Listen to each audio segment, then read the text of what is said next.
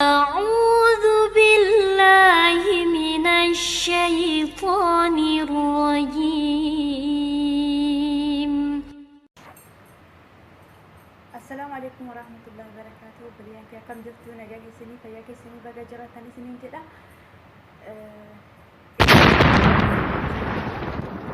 وأنا جبت بربادي حتى فيديو تقاركي وأنا جايبة تقاركي كده وأنا جايبة سنس ما إنه نجتني وأنا كان يجورا كان هم بيكتن هندي كيسنا ومأكم جدما akka arabifaatti mu'aqqam jedhama isa yani yeroo baay'ee jechuudha yani vaayirasii adda addaa namarraa dhorkuu fi kan harkatti dibatan jechuudha. Innis yani vaayirasii harka keetitti darbuu sirraa ittisaa jechuudha. Hin beektanii baay'een keessanii mana arabaa keessallee gaafa dalagitanii namni tokko tokko kan dibatan ni jira. Bifni biraallee hin jira jechuudha. Bifni biraatis hin jira kana qofaa miti. Innis waan ajaa'ibaa arge jechuudha. Namitti arabaa takkatu kanaan gubatee jira jechuudha. Kana godhattee ibidda gaafa qabdu ni gubatte jechuudha harkasii. Kanaaf iyyuu wanni kun akka haalaan badaa ta'e adeemsa isaa walumaan ilaalla jechuudha. Walumaan yani isin biratti waan kana ibiddatti qabee ilaala. Walumaan ilaalla jechuudha viidiyoo isaa. Innis wanni kun yani jaratinii adda addaa yani waan akka fakkeenyaaf dhibee akka ammaa kana namarraa ittisuuti jechuudha.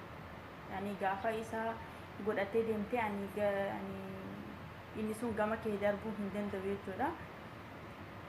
Kanaafiyyuu kana ittisaa jechuudha. Faayidaas qaba miidhaas qaba jechuu barbaaditi akka kanatti. Faayidaan isaa dhibee kanarraa si ittisuudha. Miidhaan isaa immoo miidhaa isaa amma waliin ilaalla jechuudha. Innis obboleeyyan kee rabbi sinaa eegu waan hamaadha. Kana godhattanii ibidda bira hin dhaabbatina. Kana dibattanii yani bakka ibiddaa hin dhaabbatina jechuu barbaadatu jechuudha. Yeroo baay'ee amma fakkeenyaaf dhiirri gaafa sijaaraa aarsitanii yoo kana dibattanii harkatti isin qabata jechuudha. Isa qofaa miti waan baay'eedha. Amma wanni waliin ilaallu kana eenyutti buusee waliin ilaalla jechuudha. Lafatti buusee waliin ilaalla jechuudha. Akkam akka ta'u nafaana tura. Ayya akkatti buusee jira. Amma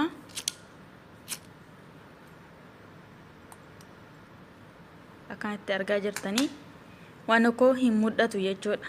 Hin mul'atu garuyyuu waliin ilaalla. Hin mul'atu yani akkatti waliin ilaalla jechuudha. Hin mul'atu miti ilaala. Qoya akka walbatti hin qabanneefi ibidda inni qabu isinitti mul'isa. Ibiddi isaa tokko hin mul'atu. Argitanii miti? Argitanii miti ibidda isaa? Akkanatti ibidda baasaa jechuudha. Kanaafiyyuu wanni kun ibidda waan ta'eef irraa of eegaa isin jechuu barbaade. Rabbi sinaa eegu. Nagaaf naa tura. Assalaamu alaykum warahmatullahi wabarakatuh.